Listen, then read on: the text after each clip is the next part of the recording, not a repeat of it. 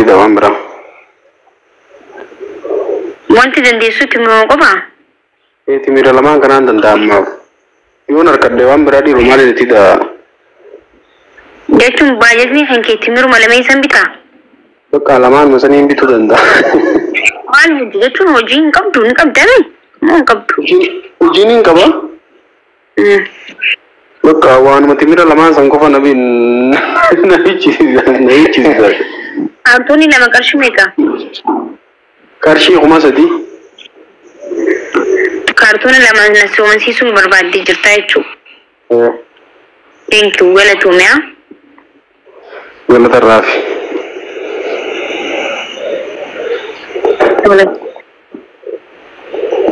Taatee ummata taataaf gura follow gura jiimee mucaa kana jara kana.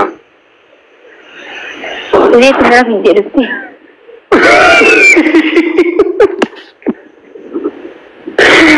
Ini dia berde. Enggak. Angkat dia berdun tahu. Ini warna makan udah fani warna makan itu nih juruan.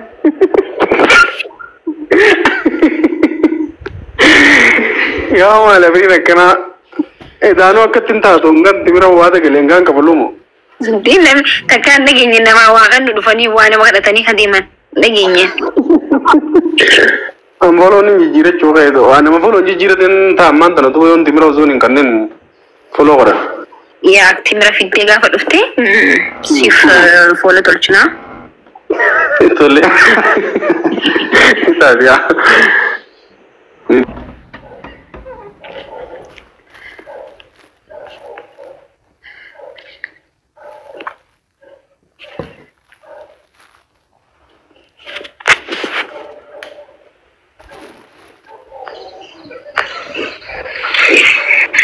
Ethiopia. Mana? Nama ni macam apa? Bawa nama ti. Nasazar ti para. Nasazar ti. Nah? Mana amam para nasazar ti. Sini macam apa yang sinjat eh? Nelan tu nama mana bih ikut sifat kademu. Rati Devi ti. Mana mana ti Devi. Nama ini sifat kanen kau ber. Mana bela as kumana mana bih ikut kata ni mitu tule. Mana dokter asli dari Ghana magazine bulan kurang ceduk. Nadi te mana ama ya sini di te warabi. Nadi te. Mana ama kule kita ni te pakai yang di rinjo. Ammo. Gaafa ilkii soddoma kan sirraa facaase kottu nutti himishi. Baik.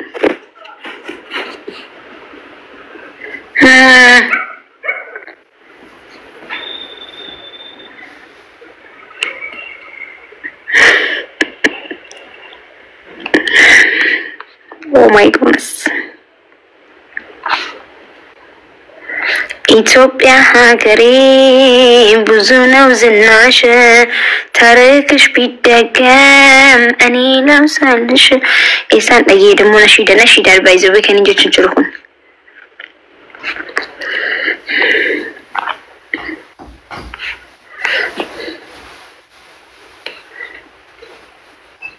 ናዲቴ ጀሰም ጫንሴኔ አጃይባቲ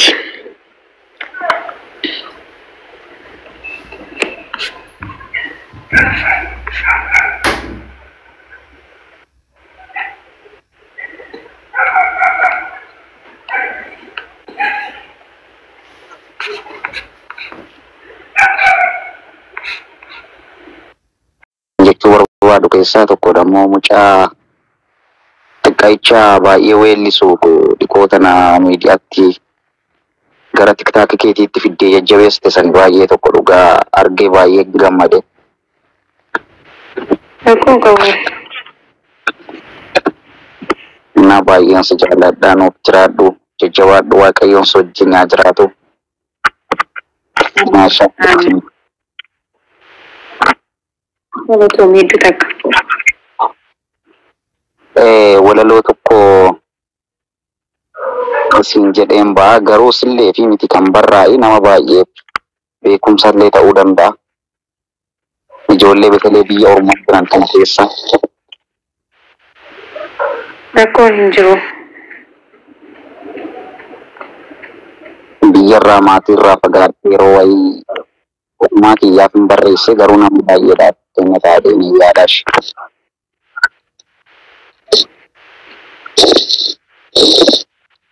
Barri biyyaa bahe 2007 wayilleen dhaamanni haadha tiyyatittuu obboleeyyan tiyya hunda isinittuu dhaamachuun natti ture dhiifama jedheera dhaloota dhufulleef beekumsa ta'eera. Anuu deemsi kootuu akkuma tasaati hin deemta jennaan of booddee laalle dhugaaf suballee addaan baasee laalle. Nami waaqaan jiru maallee hin ta'u adoo waaqaan malee asillee hin ga'u dhugaa waaqayyoon nama gammachiisa yeroo hundumaa isaan jala ciisa. Biyyaa baatee wa'attitu wayyaa biyyaa fagaatanii wama hedduu jira du'aaf rakkoolleen suma wajjin fira.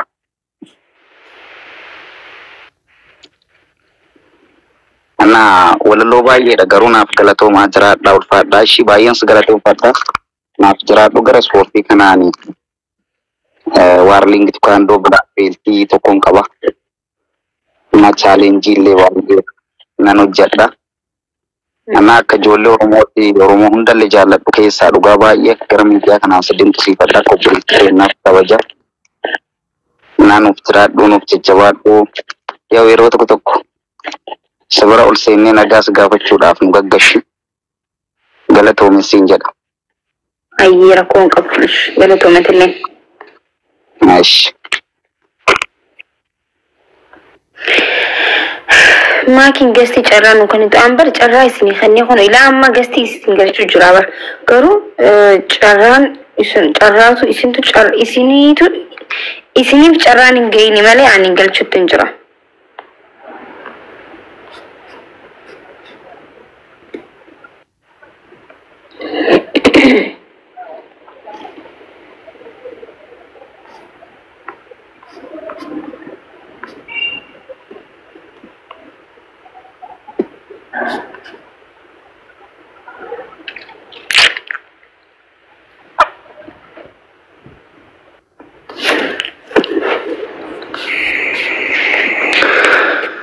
Assalamualaikum warahmatullahi wabarakatuh Maki. Waalaikumsalam warahmatullahi wabarakatuh. Oh my goodness, tak na ko dibikatan. Auzubillah ya. Kita kam naga. Jura kam. Faya Maki. Baga jirate. Mari yaar salam nash.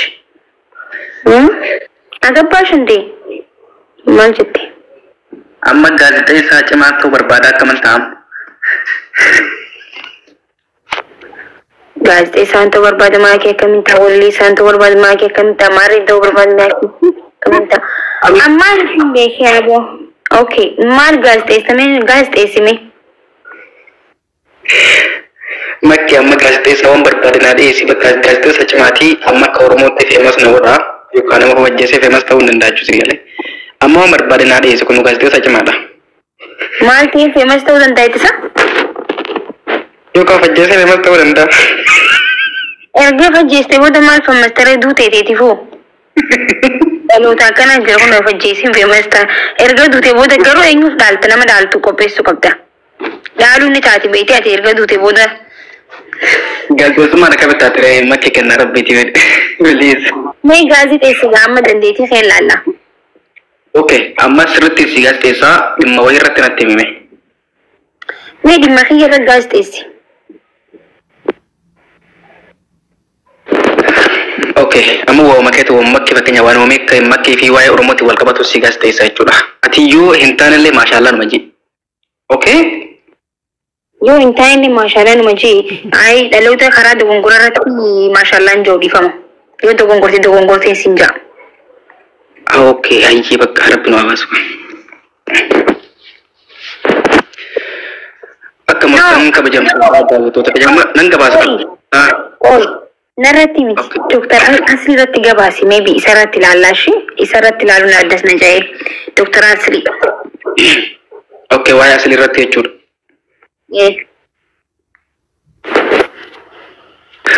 Akka mul'atan kabajamtoota fi daawwattoota keenya oduu ammaaf qabnu isinitti himna. Oduu wajjin ani gaazexeessaa Abdii Ismaartidha.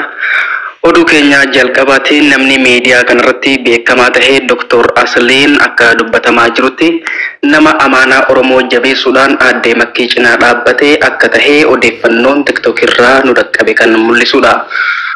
Oduu dabalataatiin akka guyyaa raantanaa dubbatametti obbo gaazexeessaa Abdii Ismaartii mana aadde Makkii seenuudhaan gaazexeessummaasaa addunyaatti mul'isuunsaa kan yaadatamu yoo ta'u, Abdii Ismaartii yeroo dheeraadhaaf gaazexeessummaadhaaf carraa dhabullee guyyaa har'aa mana aadde Makkiitti argamuudhaan ani gaazexeessaa cimaadha jechuun of jajaa turuunsaa kan beekamu yoo ta'u, haaluma kanaan aadde Makkii yoo dogongortee jechuudhaan lakkii keessatti hima. Haa ta'u malee yoo dogongoruu baatte immoo sin jajjabeessee si cinaa dhaabbadha jechuun abdii jajjabeessaa akka turte odeeffannoon nu qaqqabe ni mul'isa. Oduu gama biraatiin obbo Asliin yookaan immoo Dr. Aslii namni jedhamu miidiyaa irratti nama akka malee jaalatamuu fi nama yeroo garaagaraatti qoosaa godhuuf beekamu yoo ta'u, yeroo garaagaraatti ajandaa uumuudhaan namoota gaarii bira dhadhaabachuudhaan akkasuma miskiina gargaaraa turuunsaa ni yaadatama. Oduu gama biraatiin abdiin guyyaa har'aa mana aadde Makkii dhaquudhaan gaazexeessummaasaa uummata biratti mul'isuunsaa gammachuu itti dhagahame kan ibsate yoo ta'u, abdiin nama gaazexeessaa cimaa jechuudhaan yeroo baay'ee of jajaa turullee carraa dhabuudhaan mana namoota hedduutti sagalee isaa dhageessisuu barbaadullee sababa miidiyaa irratti beekamtii hin qabneef rakkachaa turuunsaa ni yaadatama. Haa ta'u malee guyyaa har'aa mana aadde Makkii Oroo yookaan immoo Shugguxii jedhamuun nama beekamutti mana isii seenuudhaan sagalee dhageessisaa akka jiru odeeffannoon nu qaqqabe ni mul'isa. Tolee kabajamtoota daawwattoota keenya oduu isinitti dheeressinu oduu ammaa qabatee kan isinii dhiyaate ani gaazexeessaa Abdii Ismaartidha. Sagantaa biraatiin hanga walitti deebinutti turtii gaarii. Okay, cimaa miti. Cimaadha amma cimaadha jabaadhu. Amma immoo Ramadaan guyyaa lama akka hafe shamarran Oromoo kan TikTok irratti dannasuudhaan beekaman hijaaba bituu irratti akka wal fixaa jiranii fi manni hijaabaa akka namni hedduun mana hijaabaa gaafa dheenu harkachuu akka hin dandeenye hijaaba bitachuu akka hin dandeenye namni hedduun akka bitachaa jiru gabaasu qabda shi. Irraa deematti godhifuma. Just fun nama godha kana gabaasi. Okay, maal jettee jiru irraa deebi maal jedheen gabaasa ammayyuu sibiin gabaasa kan qabu yoo jarana kan. Warri daansiidhaan beekaman hijaaba bitachuu irratti sadarkaa tokkoffarra akka jiran. Abaayaa bitachuu irratti sadarkaa tokkoffaa akka jiran. Okay? Okay. Amma sibiin gabaasa kan dhageetti kanaaf si bilbila chaarjitti godhadha. Boru post godhadhu gabaasi. Okay, amma waan akkasii maqaa akka nama Oromootti jechuudha. Amma fakkeenyaaf kun ka jalqabaati gara fuulduraatti nama jabaa ta'a jedhee abdiin qaba. Atillee akka Oromootti ni jabeessuu qabda. Viidiyoo fi tokkoffaa fooloo kiilaa deebisi mana kee gaafa dhufu nagalchi. Amma deefansi biraa viidiyoo wallee akka qoqollafanii guyyaa iidarratti immoo viidiyoo qoqollafan ka walli san akka banan sanillee gabaasishi.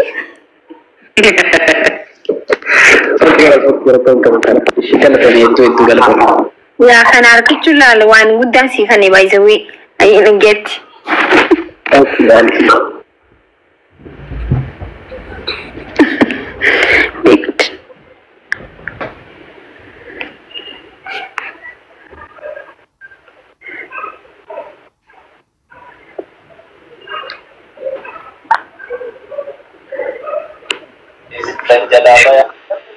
Assalamualaikum warahmatullahi wabarakatuh.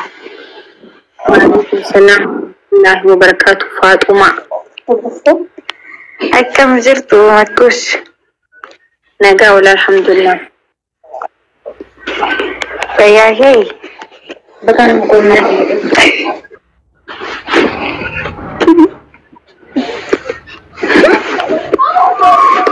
Faatuma amal Faatuma hayyan namoota na bira wajja dhiifama. Akkam fayyaa kee jirtu? Ifamashi dhugaa dubbachuudhaaf. Waliin bulaa na ta'u. Hin dhagahamu. Faatuma rabshaan irra dhaabdii bar.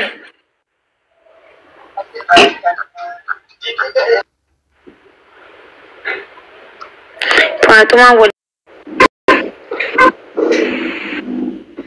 jettee gisee kaatu footoo garaa kana nabada I don't know maaliif akka ta'e hin beekne bakka uumama kiyyaan dhiirtii akkanatti istaayilii haan suuraa haatu garaa kana boc na goote jechuu kana faajaanii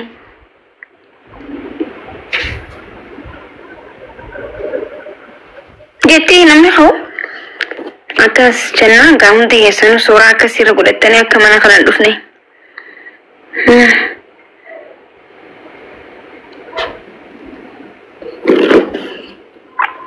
Kali tokko maal ta'e jaan beektan TikTok kanatti zarraaf jaajaan gizeetu ani ምንም አልፈራም ጀት zarraaf jaajaan TikTok kanatti guyyaa tokko xumaashaan akka xumaashaa darbanii xumaashaan diu jennaa ka'ee fiigee jaan እንዴ akkana zarraati nama akkana turteemi nama jabaa turteemi gizaan sumbar miidiyaa irratti jeejaan sumbar miidiyaa ላይ ነው jeejaan so kanaafuu isinilleen ani naasaazzantan jennaan dhugaa seetanii dhufina kun miidiyaadha shi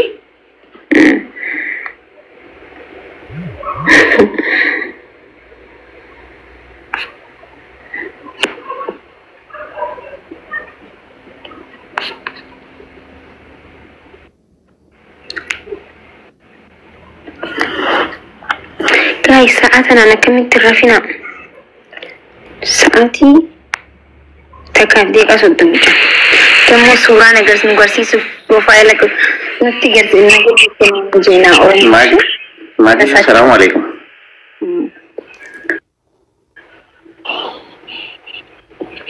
wa alaikum salam wa rahmatullahi wa barakatuh jirta me kamati injira wallahi alhamdulillah toli jalka barati nama baik ajab sifat fi jarak tu kesati nama takka sila jechi namni nama ninjene ni jarami kan namni nama jalatu fi nama ajab sifat ninjene sila jarate sila jechara ube sinju feda ya ber funrati nama jecha fan romo ara kalake umayote ambar makan najalatin koy oromo anu wanti kota nami akamit takkan najalatan garumat najalatan sa ambar baka I don't know wallahi khayra samitul debu mo khara da chitti gadde be ami